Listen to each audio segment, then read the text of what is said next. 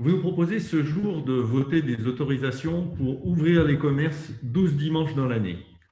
Pour nous, cette décision est néfaste, car elle accepte une situation imposée par les grands groupes de commerce en ligne.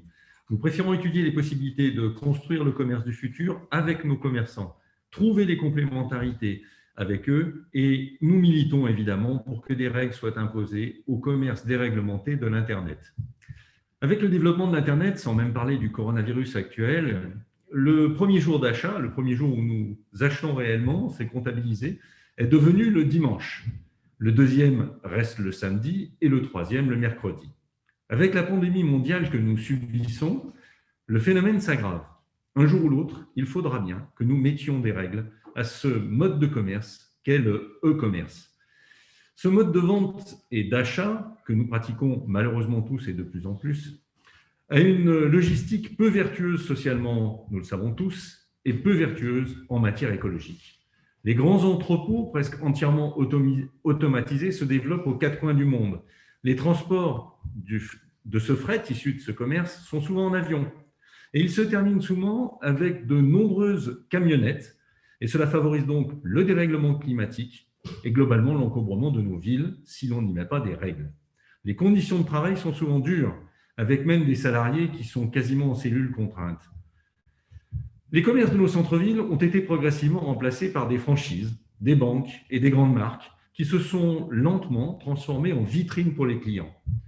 L'achat se réalise donc de plus en plus après une visite et ensuite devant l'écran, par exemple le dimanche. La pandémie que nous vivons devrait entraîner, malheureusement, la fermeture d'un tiers des commerces de rez-de-chaussée de nos villes.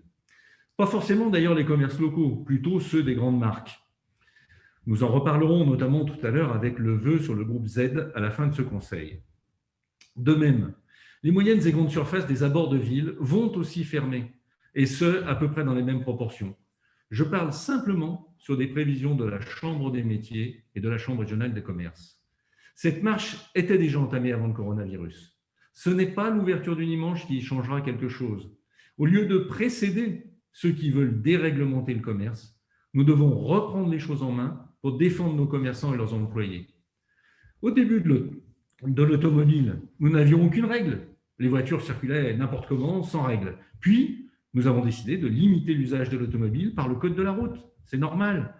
Nous ne pouvions pas vivre dans un monde qui provoquait un certain nombre de morts et de blessés tous les ans. Nous devons faire la même chose avec le commerce dérégulé. Les centres-villes se défendent en étant accessibles en transport en commun, en vélo, à pied. Les centres-villes gagnent quand ils sont vivants, avec de la verdure, des espaces de jeu, des espaces de détente, en exposant leur patrimoine.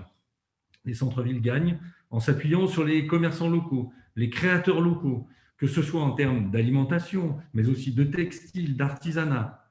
Hélas, même dans ce segment-là, de commerce, on peut être détourné vers un concept global commercial différent, faisant peu à peu la place au savoir-faire.